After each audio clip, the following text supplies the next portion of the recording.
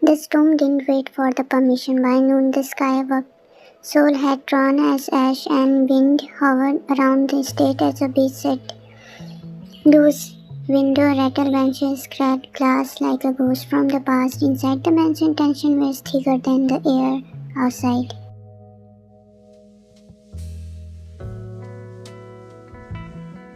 You stood in the music room, her finger hovering over the ivory key of grand piano she hadn't dared touch before. The reflection shimmered faintly in the polished surface as the echo of the girl she used to be, the girl who still believed in love. At the first note she played was dim like a whisper, then another, and soon the melody blossomed, soft, aching with the unshared word. It was a lullaby for a heart not yet broken, but the already blushing unknown was to her. The young heard every note.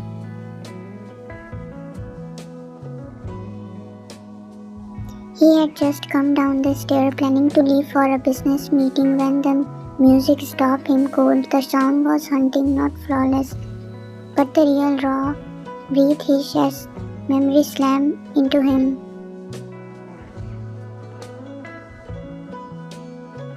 His mother hand guiding his over a piano when he was a child, her soft voice whimper.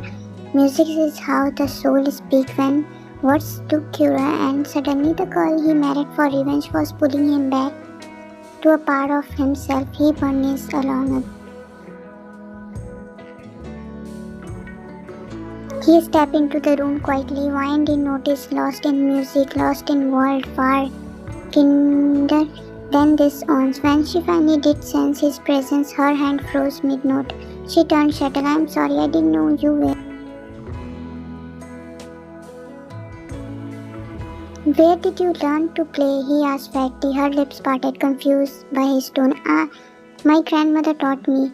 She said music could heal anything." He chuckled darkly. "Never." Maybe she stood, her finger brushing the key of last time, but I'd rather be never than empty. Their eyes locked for a moment, the silence stretched between them, the charge unforgiving. "I'm not empty," he said, slowly stepping closer. "You are. When you shut everyone out, I am protecting myself from me," she asked, voice cracking. "You married me. You made four, whether or not they meant anything to you, but you treat me like I am a poison."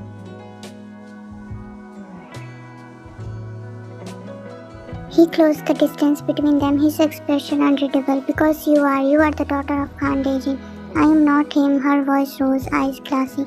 "You hate me for the blood I didn't choose. I didn't even know about the feud until after the engagement.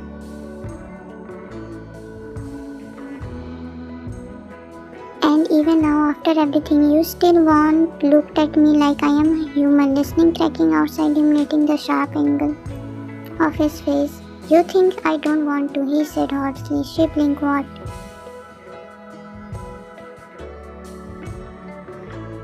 "You think I haven't asked myself, what if she different? What if she not a monster like her father?" His jaw clenched. "But every time I see you smile, I remember how my mother cried when we lost everything.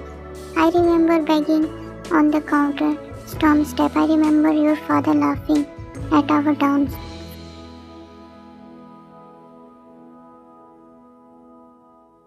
Silence heavy, creeping, then wine spoke bravely above a whisper. "So you will punish me forever for something I didn't do?" He didn't answer. His silence was crueler than words. She turned away, throat tightening, her voice trembling with fury. "You know what hurt the most? I still hope you see me, not the same I carry me." With the same, she brushed past him, storming in the hallway, but the storm quite outside had other plan. A sudden crash, defending the crash.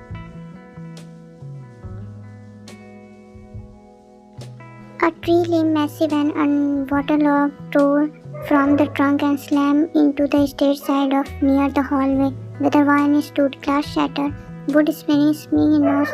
His voice tore his throat as he rushed forward. She had fallen pinned under part of the collapsed vein. Blood trickled from a cut on her forehead.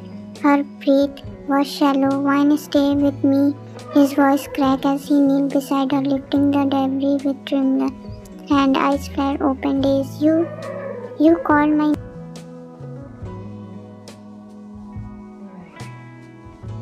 "Of course I did," he choked out, brushing her hair from her face. "Don't close your eyes, please." For a second, she whispered, her lips pale. "I thought you cared."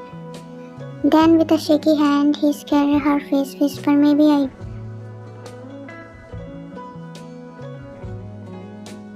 Brain fell in sheet as ambulance pulled away from the electric gate. Taeyong sat beside Wine in the back, his hand clenched tightly around her, his shirt soaked. Her was conscious now. Bravely, the doctor said the head injury wasn't life-threatening, but he couldn't stop the guilt showing at his chest like a living, breathing thing.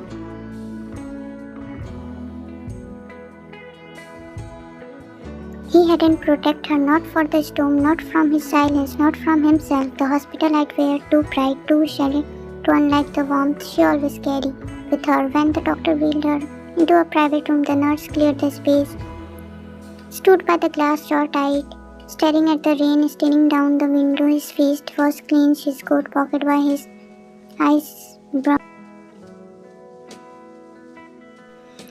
He didn't know when Jimin arrived. The young Jimin's voice was quick but steady. "You should sit." Taeyong didn't turn. She could have, but she did. "I was right there, Jimin," he muttered, "and I still let the world hurt."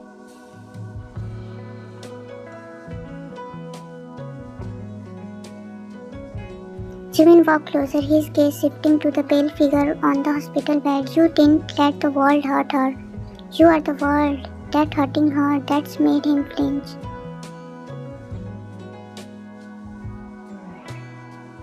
"I watch you too," Jimin continued, her arms folded, voice with the disappointment. "You married her to destroy her family, because you have destroying her instead."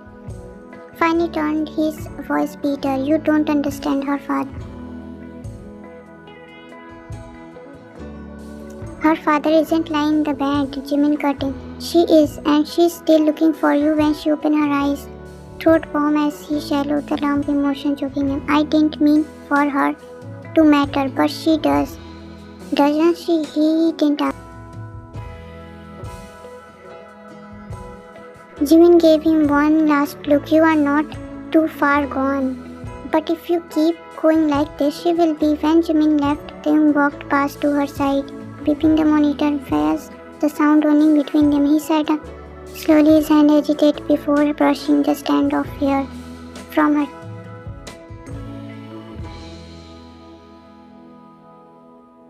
"You should hate me," he whispered, "but you don't." "Why?" No answer, only the rhythm of her heartbeat on the monitor. He lowered his head. "I told myself this marriage was war, that I used your name, your love, and bury everything within it.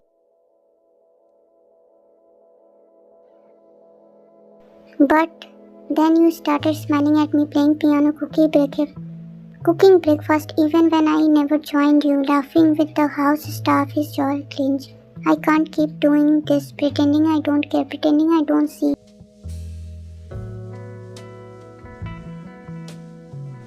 Her eyes flared open just enough to meet his. She didn't speak, she didn't have to. Tear welled on the corner of her lashes, and he felt his own break loose from hot raw. "I hurt you," he breathed. "I was the stone." She blinked on, slow and heavy, her lips parting with a breath. Then the calm. Now the word broke something inside him. He bent forward, pressing a kiss to her forehead, lips dimly. "I will try," he promised. Bravely audible. "But you have to stay and let me fix what I..."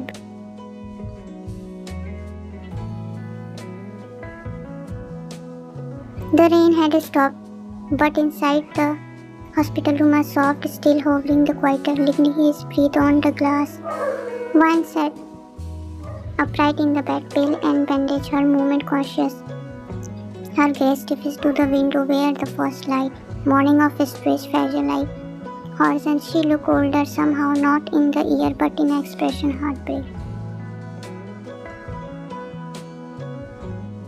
Tae stood by the door, unsure whether to enter. For the first time, he hesitated with her. Then a man on manipulated program and forced confession from the empire now stood wordless before a girl whose heart is shattered. She turned her head slowly, eyes meeting his. You don't have to stand there like a stranger. Her voice was soft, not angry. Scare him more. He stepped quietly, sound through the against the steed. You should rest. I have done nothing but rest. She tucked the blanket tighter over her lap. How long I was unconscious? Almost 10 hours, she nodded, looking down. And in that time, did you decided whether I am still just a part of your revenge?